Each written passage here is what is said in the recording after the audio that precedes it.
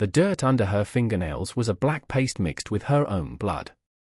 Each scoop of the heavy, wet soil was an agony, a grinding of torn skin against splintered wood. The shovel handle, slick and rough, had worn her palms raw hours ago. Now she used her hands, her body, a desperate animal digging its own burrow against the coming frost. The air was thin and sharp, so cold it burned the back of her throat with every ragged breath. Beside her, the dog whined, a low, anxious thrum in his chest. Fen, his dark coat bristling against the wind, nudged her shoulder with his wet nose, his amber eyes reflecting the flat, merciless grey of the sky. He did not understand this frantic excavation, this war against the earth itself. He only knew her pain. She ignored him, her focus narrowed to the next handful of soil, the next rock pried loose, the next inch of depth gained in the weeping wound she'd torn in the ground. A stranger, stumbling upon this scene in the vast, silent emptiness of the high plains, would have assumed the obvious. They would have seen a woman in mourning, her face streaked with mud and tears, clawing a grave for a husband or a child. They would have seen grief in the violent, repetitive motion of her work. They were wrong. She wasn't digging a grave. She was digging a home. Because out here, where the horizon was a blade that severed hope from possibility, survival was a brutal inversion of all that was decent. To live, she had to bury her life. She had to take the skeletal remains of her past, the great, broken Conestoga wagon, and drive it into the earth like a nail, hoping it would hold against the storm that was not just coming, but was already here. The world had ended not with a bang, but with a crack. A sound like a giant's bone snapping, sharp and obscene in the quiet of the endless prairie. The left rear axle. The massive wheel had canted inward, the great wagon lurching to a halt with a final, groaning shudder. It was done. Richard had stood over the splintered wood, his face a mask of carefully constructed dismay. He had kicked the wheel, a perfunctory act of masculine frustration that seemed hollow even then. "It's finished, Addie," he'd said, not looking at her. "Clean through. I can't fix this." Not with what we have, he had paced, his boots scuffing the dry earth, outlining the perimeter of their new prison. The plan he laid out was simple, logical. He would take the stronger of their two horses, ride for the nearest settlement. He'd consulted the map, tracing a line with a grimy finger. Shouldn't be more than 2 days' ride. I'll be back in 3. 4 at the most. With a blacksmith, or a new wheel he had kissed her then, a dry, papery thing on her forehead. "You just stay here. Stay with the wagon. Don't wander. Fen will look after you." He had packed a small satchel, some dried meat, a water skin, a bedroll. He hadn't packed much.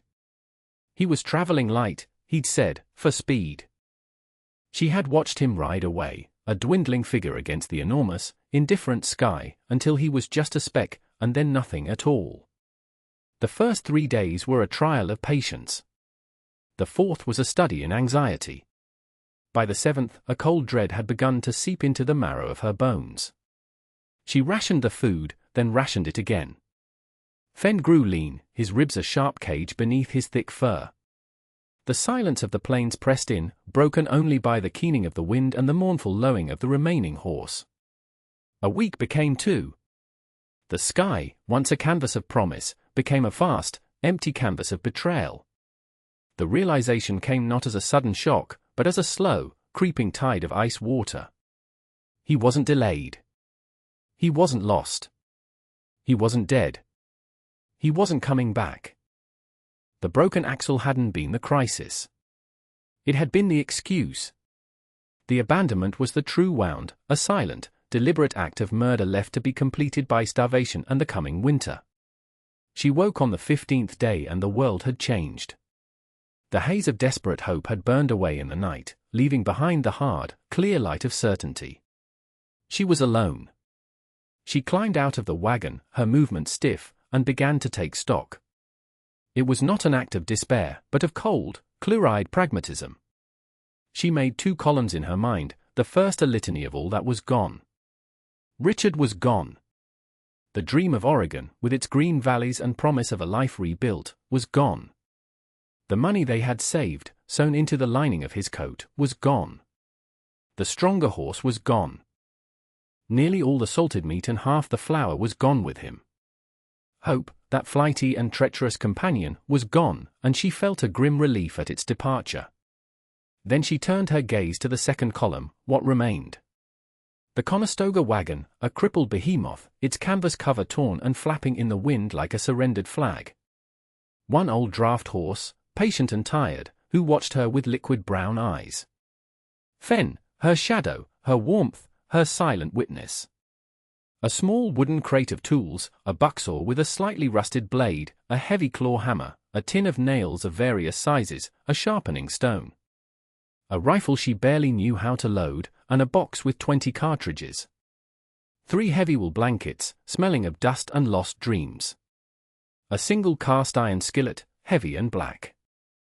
A half-empty sack of flour, a small tin of salt, and a smaller one of coffee beans.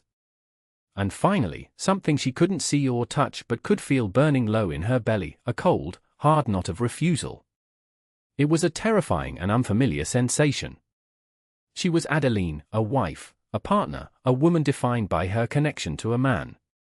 But that woman had died sometime during the second week of waiting. The person who stood there now, cataloguing her meager possessions under a vast and empty sky, was someone else entirely. Someone harder. Someone who refused to die. The plan did not arrive in a flash of inspiration. It grew slowly, organically, out of the landscape of her new reality. The wagon was shelter, but it was a target. It stood tall against the flat land, a beacon for any passing threat and a toy for the relentless wind that scoured the plains. The wind was the first enemy. The cold would be the second. She had seen the way the prairie wolves dug their dens, using the earth itself as a shield. The idea took root. She would not live on the land. She would live in it. She would bury the wagon. She walked the area for a day, Fen trotting at her heels, searching for the right place. She found it a quarter-mile away from the broken axle, a shallow, natural depression, almost a basin, with a low, rocky ridge curving around its northern edge. The ridge would break the worst of the wind. The depression would save her weeks of digging. The first task was moving the behemoth. She emptied it of every last item, piling her scant possessions on a torp. She took the saw and cut away the broken wheel and what remained of the axle, lightening the load as much as she could. Then she harnessed the old horse to the wagon tongue. He strained, his muscles bunching, his hooves digging for purchase. It wouldn't budge.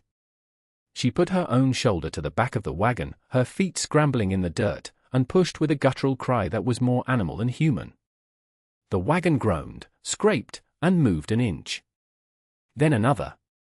It took them 2 full days to drag it that quarter-mile, a torturous journey of inches and feet, a testament to the combined will of a desperate woman and a tired horse. Once it was in the depression, the real work began. The digging.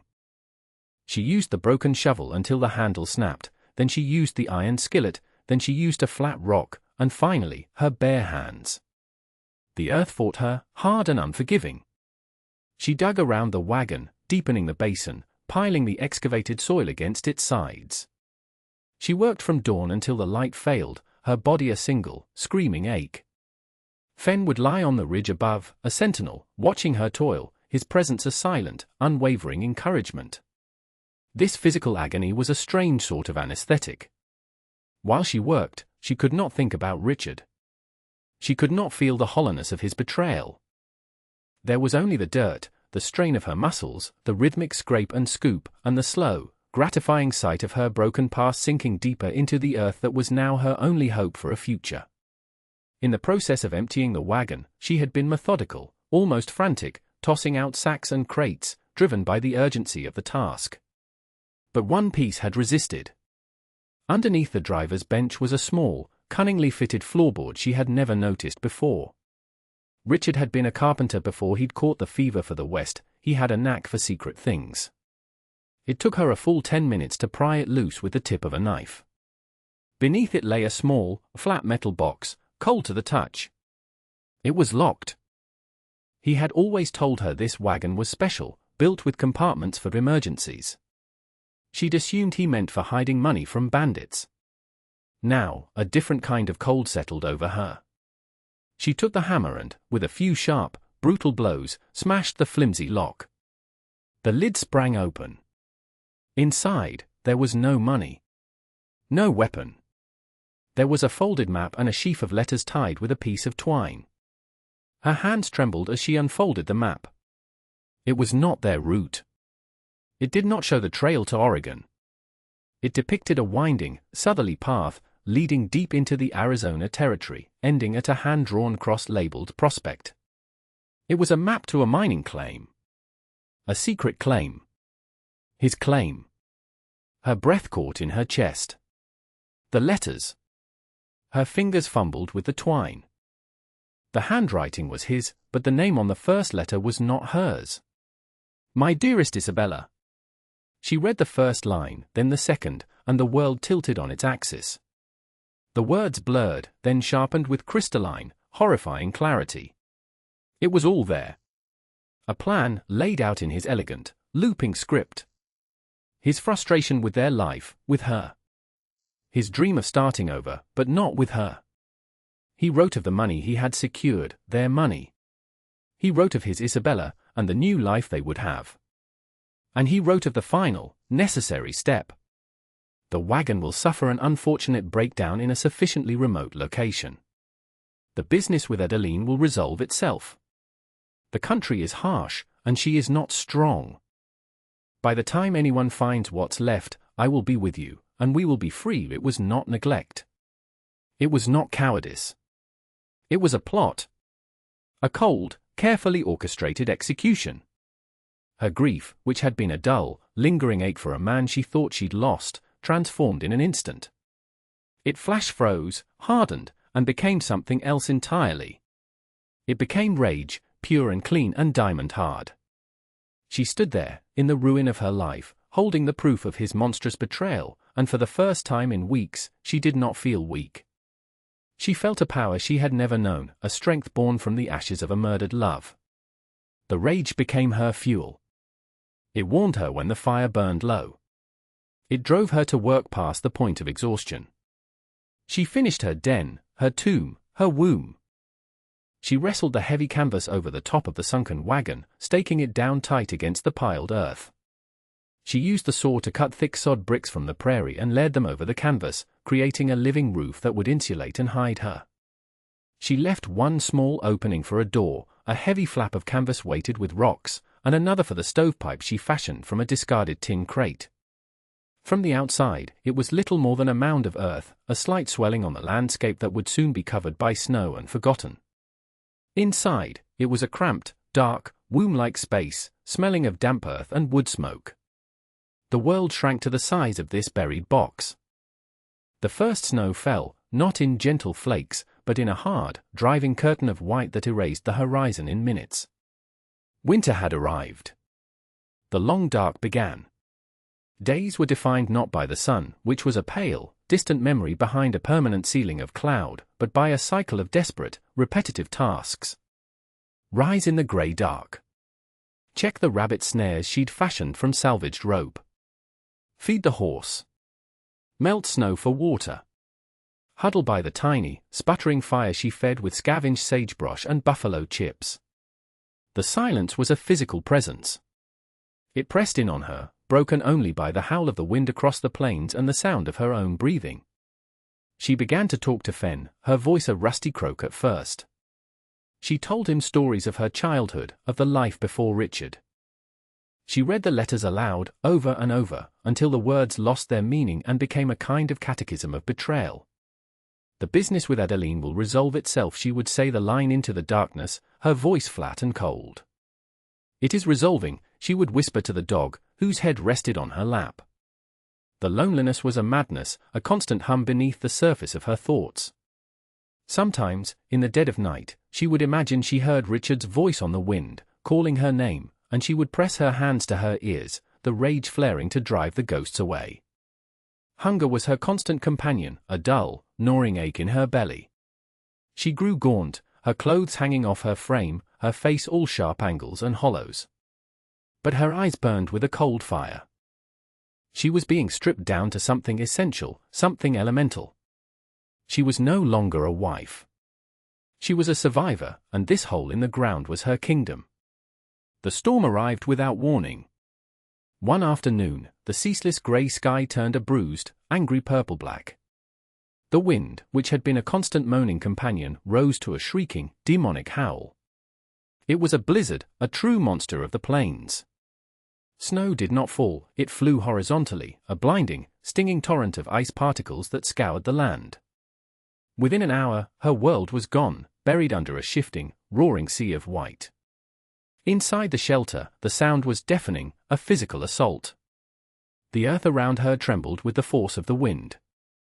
Fen paced nervously in the tiny space, his claws clicking on the wooden floorboards, his whining lost in the cacophony. Adeline sat by the small stove, feeding it scraps of wood, the pathetic circle of warmth a feeble defiance against the absolute cold that was trying to force its way in. Then, the smoke began to curl back down the stovepipe. A thick, acrid cloud filled the small space, making her eyes water and her lungs burn. The pipe was blocked. Buried. The air grew heavy, toxic. Panic, icy and sharp, began to uncoil in her stomach. She could stay and suffocate, or she could go out into the maelstrom and freeze. It was no choice at all. She grabbed a long branch she used as a poker, pulled her thin coat tight, and crawled to the canvas flap that served as her door. Pushing it open was like trying to move a mountain. A solid wall of snow pressed against it. She threw her entire weight into it, grunting with effort. It gave way with a sudden rush, and she was plunged into a world of pure, violent chaos. The wind ripped the breath from her lungs. The snow was a physical force, a suffocating blanket that blinded her, filled her mouth and nose. She couldn't see. She couldn't breathe. Fen scrambled out behind her, barking frantically into the storm. She crawled on her hands and knees, feeling for the slight protrusion of the stovepipe. The cold was instantaneous and brutal, a searing pain that shot through her clothes and into her bones. Her fingers went numb in seconds. She found the pipe, a small nub of metal in an ocean of snow, and began to jab at it with the branch, trying to clear the impacted snow. The wind tore at her, trying to rip her from her perches, to send her tumbling into the white oblivion where death was certain. It was her against the storm, a tiny, insignificant creature fighting the rage of a continent. For a moment, she felt her strength failing, the seductive warmth of surrender creeping into her limbs. Then she thought of the letter. She is not strong. The rage flared, a blast furnace in her chest. She screamed into the wind, a wordless cry of defiance, and plunged the branch down again and again, fighting for every precious breath of air. The blizzard raged for 3 days. When it finally broke, the silence it left behind was as profound as the noise had been. The world was remade, a landscape of impossible, sculptural white under a sky of piercing, painful blue. Adeline had survived. The winter eventually loosened its grip, retreating with a grudging slowness. The snow melted, the prairie turned from brown to a hesitant green, and the world felt new, reborn. She had been reborn with it. It was late in the spring when they came. 2 men, leading pack mules, their faces weathered and bearded. They stopped dead when they saw her, emerging from her hole in the ground like a creature from a forgotten myth. Fen stood beside her, a low growl rumbling in his chest, the hair on his back raised. Adeline said nothing, simply watched them, her hand resting on the dog's head. They were prospectors, they explained, their voices cautious. They'd gotten turned around, their map ruined in a river crossing. They stared at her shelter, at her gaunt frame and the fierce, unnerving clarity in her eyes. They saw a woman who had passed through some terrible crucible and had come out the other side made of something harder than steel. They offered her coffee, and as they sat around her small fire, they talked. They spoke of the winter, of other prospectors they'd met. They mentioned a man who had shown up in a small mining town to the south just before the first snows. A man named Richard. He'd been loud, boastful, talking of a rich claim he'd bought, showing off a thick roll of cash. Arrogant fool, the older prospector said, shaking his head. Didn't know the land. Built his camp right in a dry wash. First big thaw came, that little creek became a monster. A wall of water. Took him and everything he had. Found his body 5 miles downstream a week later. What the rocks hadn't taken, the coyotes had. Adeline listened, her expression unreadable. She felt nothing. Not satisfaction, not relief. Just a quiet, final closing of a door. The land he had used as his murder weapon had become his own executioner. She reached into the pocket of her worn dress and pulled out the letter, its pages soft and frayed from countless readings. She handed it to the older man. "He was my husband." The man read it, his eyes widening. He looked from the elegant script to her face, and his pity curdled into a kind of awe, tinged with fear. He understood now what he was looking at. He was looking at a ghost who had refused to die. "He just left you," he stammered. She met his gaze, her own as steady and unforgiving as the landscape around them. "Yes," she said. And the single word held the weight of the entire winter, of every frozen night and every hungry day, a final, quiet judgment. The prospectors were humbled. They saw her not as a victim to be rescued, but as a sovereign in her own desolate kingdom.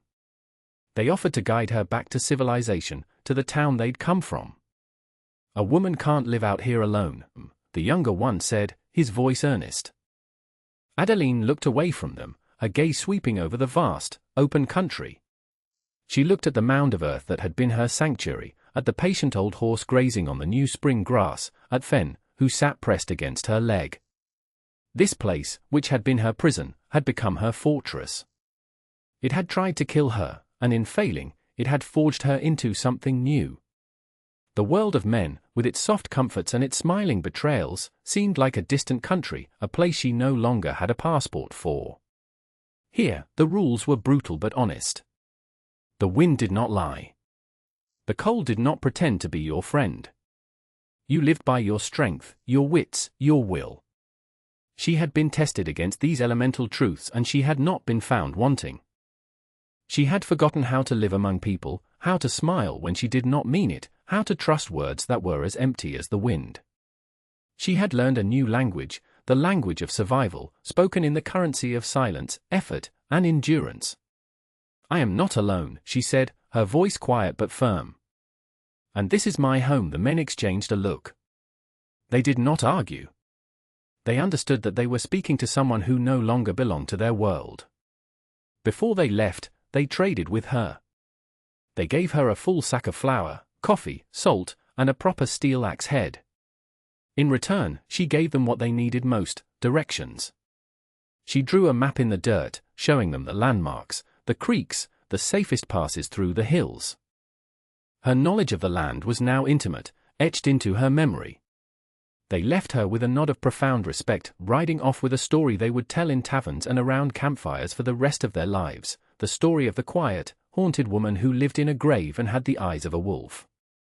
She watched them disappear, then turned back to her life. The victory was not in returning to the world that had cast her out. The victory was in the quiet, unshakable knowledge that she no longer needed it. Years passed. The prairie healed the scar she had made. The mound of her home softened, grass grew thick upon its sod roof, and wildflowers bloomed there in the spring. The story of the woman who lived in the ground became a local legend, a piece of folklore told to frighten children and caution travelers. They called her the ghost of the plains, or the Wagon witch. Some said a lone trapper had stumbled upon her camp years later and found her sitting with a great, grey-muzzled dog, the two of them watching the sunset in perfect stillness. Others claimed she had simply vanished, walking into the wilderness one day and never returning. The truth was quieter and more profound. She lived out her days in that small, self-sufficient world she had built. She became a creature of the seasons, as much a part of the landscape as the hawks that circled overhead and the ancient, wind-scoured rocks. She learned the patterns of the deer, the secrets of the edible roots, the rhythm of the rain and the snow. Fen grew old and died, and she buried him on the ridge where he had so often stood watch. She buried the old horse beside him when its time came. She lived on, alone but not lonely, in the vast, silent cathedral of the plains. Decades later, long after she was gone, a government survey team was charting the territory for a new railroad. One of the surveyors, a young man with a keen eye for topography, found it. A gentle, unnatural depression in the land, sheltered by a low ridge. A place where the earth seemed to hold a memory. Poking around, he uncovered the rotted, arching ribs of a Conestoga wagon, so old they crumbled to dust at his touch. They were woven through with the thick, ancient roots of a cottonwood tree that had grown up through the wagon bed. He dug deeper. He found no bones, no sign of a grave. He found a rusted iron skillet, a neat hearth of blackened river stones, and a small, smooth rock that fit perfectly in the palm of a hand. It was not a tomb. It was the faint, indelible outline of a home. A testament not to a forgotten tragedy, but to an unyielding will. It was proof that when everything is stripped away, love, hope, and society itself, a human heart can still choose to beat, and a pair of human hands can still build a world. It was a quiet, stubborn refusal to be erased, a story written not in ink, but in the earth itself.